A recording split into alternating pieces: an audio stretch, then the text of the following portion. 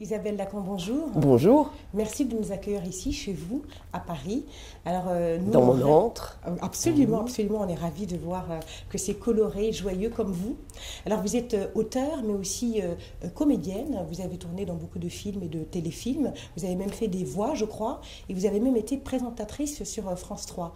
J'ai envie de vous demander comment vous avez fait cohabiter ces univers, ces mondes différents dans votre vie de femme. De façon très logique, parce qu'en fait, je crois que je suis un être de l'ombre.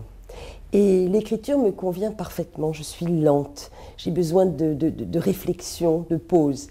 Et je pense qu'alors, vous avez exagéré, vous avez un peu gonflé le truc en disant des films. Non, pas tant que ça. Ça, c'était dans une ancienne vie. J'ai eu le plaisir de vous voir dans quelques films. Des apparitions, des guests. Bon, alors, c'était quand j'étais... c'était il y a longtemps. C'était il y a longtemps, mais on vous êtes modeste, mais on vous connaît bien là.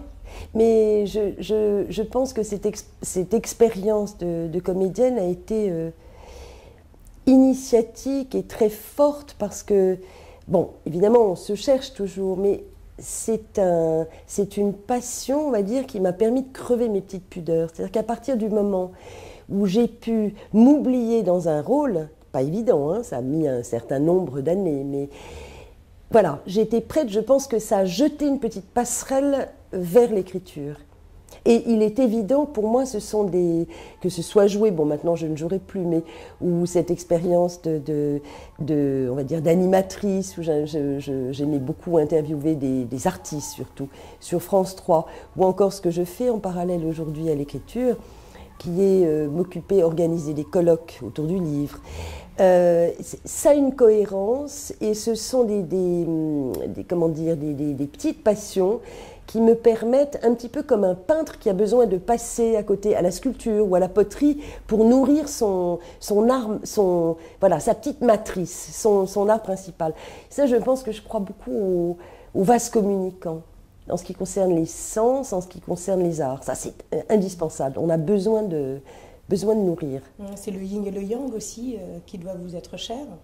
Ah, oui, vous avez raison. Ça, c'est marrant. Hein, mais je crois que quand on prend de l'âge, c'est yin-yang, comme une espèce de turbine, enfin, ou plutôt d'alternateur, où c'est négatif, positif, ou ombre et lumière, mais ça tourne. C'est-à-dire que l'ombre devient lumière, la lumière devient ombre, mais peut-être qu'avec l'âge, on se dit que le plus important, c'est le Tao, c'est-à-dire la troisième voie.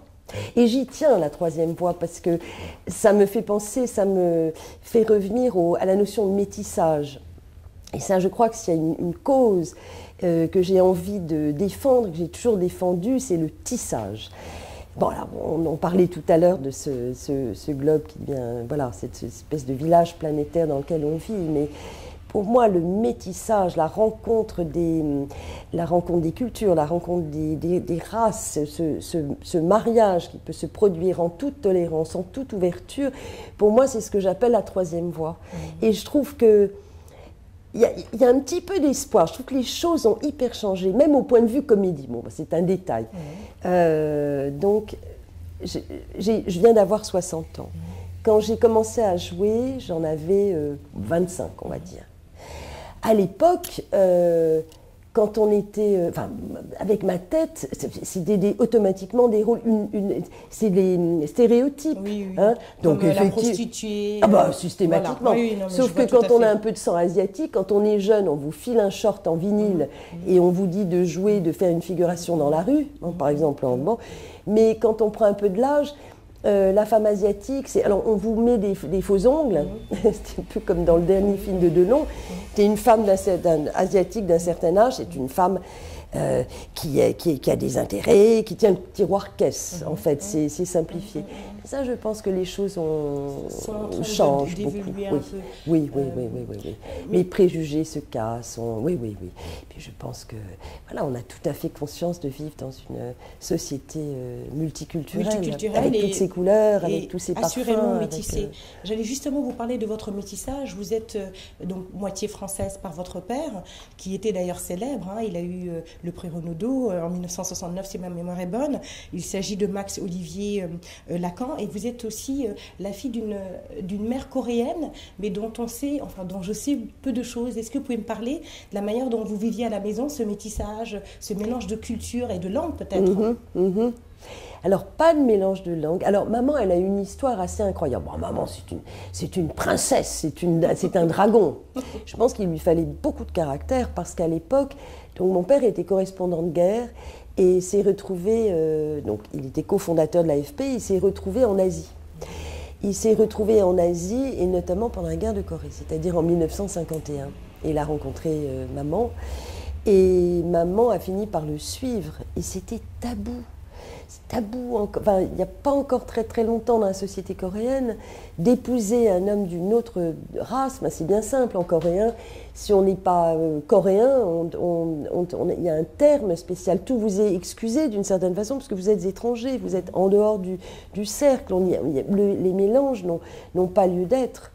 Et d'ailleurs, par la suite, quand mes premiers livres ont marché, étaient traduits en Corée, j'étais très fière de pouvoir brandir, de dire oui, je suis eurasienne. C'est important de donner des interviews, de dire voilà. Donc maman, quand elle est arrivée en France, il a fallu qu'elle s'adapte. C'était pas du tout évident. Et vous savez, dans les sociétés confucéennes, enfin extrême-orientales, la femme, quand elle épouse, elle quitte totalement sa famille, elle épouse la famille de son mari. Et donc, d'une certaine façon, maman, arrivant en France, il fallait qu'elle devienne française.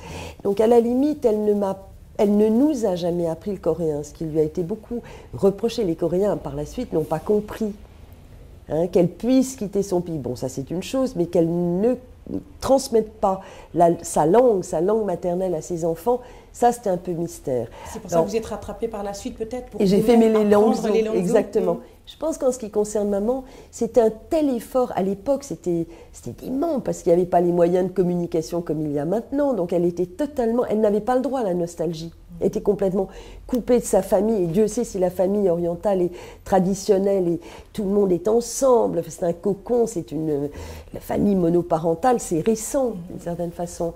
Donc maman, elle est allée à l'autre bout du monde. Quand elle écrivait à sa famille, les lettres mettaient un mois. Je me souviens très bien de ces enveloppes avec le petit bord. Oui, c'était... et ces lettres qui étaient même trempées de ses larmes. Enfin, c'est des choses qui marquent. Donc je pense qu'elle avait tellement besoin de s'adapter d'une certaine et d'apprendre le français. Parce qu'avec papa, quand ils se sont rencontrés, ils parlaient l'anglais. Qu'il fallait un peu délaisser sa propre culture je pour pense, que l'autre puisse émerger en elle. Oui.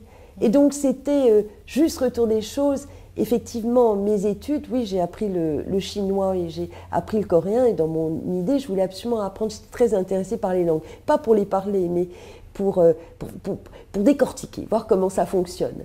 Donc, j'aurais voulu apprendre le japonais, mais je me suis arrêtée à ces 2 premières langues, que je ne parle pas d'ailleurs. Mais c'est pas grave, j'ai passé un moment magnifique et ça m'a permis, encore une fois, ces études des langues c'était des petites passerelles pour nourrir mon imaginaire de cette Asie, de cet Orient finalement que je ne connaissais pas. Je le connaissais à travers maman. C'est vrai que maman, elle faisait plus facilement du riz qu'acheter une baguette. On a été nourris de ça, on était nourris au riz.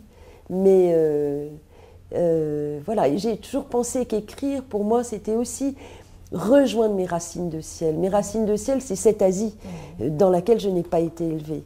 Et qui, pour moi, est une Asie qui est restée une Asie très fantasmatique. Je ne suis pas allée tellement souvent en Asie, parce que j'ai toujours eu peur de recevoir la réalité un peu comme une gifle. Donc voilà, un peu comme on se construit... Quant au métissage, cet entre-deux, oui, j'ai parlé plutôt de la 3e voie, c'est important pour moi d'arriver à ça.